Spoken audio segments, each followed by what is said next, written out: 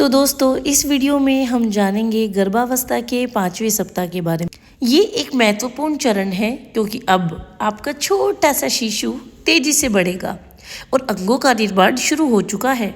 इस समय बहुत सारी महिलाएं अपनी गर्भावस्था की पुष्टि कर लेती हैं क्योंकि लक्षण बहुत ज़्यादा अधिक स्पष्ट होते हैं।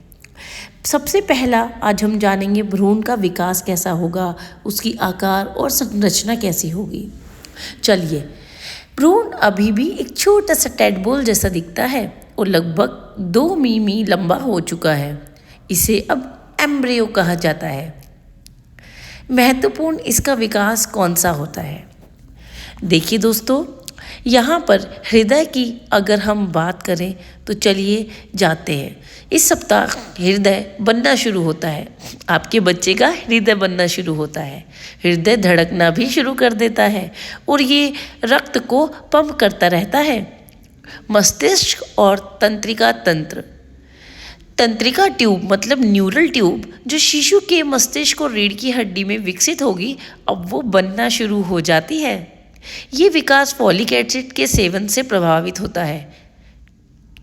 अंग निर्माण, अंग निर्माण में अगर बात करें तो अंगों के शुरुआती ढांचे जैसे कि उसके आर्म, उसके लेग्स, बर्ड्स बन रहे होते हैं। आंखें और कान का भी प्रारंभिक निर्माण शुरू होता है। गर्भनाल जिसे अम्बिलिकल कोर्ड बोलते हैं, गर्भनाल में भ्रूण का पोषण और ऑक्सीजन प्रदान करने के लिए गर्भनाल अब सक्रिय हो जाती है। आपके शरीर में क्या हो रहा है, चलिए जानते हैं। हार्मोनल बदलाव, सबसे पहला है हार्मोनल बदलाव। इस सप्ताह HCG हार्मोन का स्तर तेजी से बढ़ता है। ये हार्मोन आपके शिशु के विकास का समर्थन करता है और आपके गर्भधारण को भी बनाए रखता है। संभावित लक्षण क्या हो सकते हैं? तो दोस्तों, इस सप्ताह में आपका मासिक धर्म बिल्कुल गायब हो जाएगा। ये सबसे प्रमुख संकेत होता है गर्भावस्था का। थकावट आपको महसूस होने लगेगी। HCG और प्रोजेस्टेरोन का स्तर बढ़ने के कारण अब आप थोड़ा सा थका हुआ महसूस कर सकती हैं। मिचली और उल्टी जिसे कि मॉर्निंग सिकनेस कहा जाता है, वो महसूस करेंगी। कुछ महिलाओं को मिचली खासकर सुबह सुबह हो सकती है महसूस। स्तनों में भी आपको संवेदनशीलता या थोड़ी सूजन सी लगने लगेगी। स्तन भारी और संवेदनशील महसूस हो सकते हैं।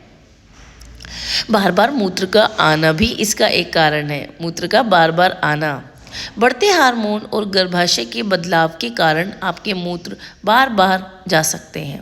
मूड स्विंग्स, इस टाइम पर बहुत मूड स्विंग्स होते हैं। हार्मोनल बदलाव के कारण आप भावनात्मक अस्थिरता महसूस सी कर सकती हैं। पेट में हल्का सा आपको खिंचाव या ऐंठन सी महसूस हो सकती है। गर्भाशय में बढ़ोतरी के कारण ये बहुत ही सामान्य बात है। प्रेगनेंसी टेस्ट और डॉक्टर से अपॉइंटमेंट अब आप ले सकती हैं। तो दोस्तों, गर्भावस्था की पुष्टि तो देखिए अब हो चुकी है। सबसे पहला है गर्भावस्था की पुष्टि। अब आप घरेलू प्रेगनेंसी टेस्ट के माध्यम से इसकी पुष्टि आसानी से कर सकती हैं। डॉक्टर से संपर्क करें। दूसरे पॉइंट में हम जान रहे हैं डॉक्टर से संपर्क करें या नहीं। तो दोस्तों, पहली प्रीनेटल जांच के लिए आप डॉक्टर से अब अपॉइंटमेंट ले सकते हैं। डॉक्टर ब्लड टेस्ट भी कर सकते हैं जिससे आपके HCG के स्तर की पुष्टि हो जाएगी। भ्रूण की स्थिति जानने के लिए अल्ट्रासाउंड की योजना भी डॉक्टर बना सकता है।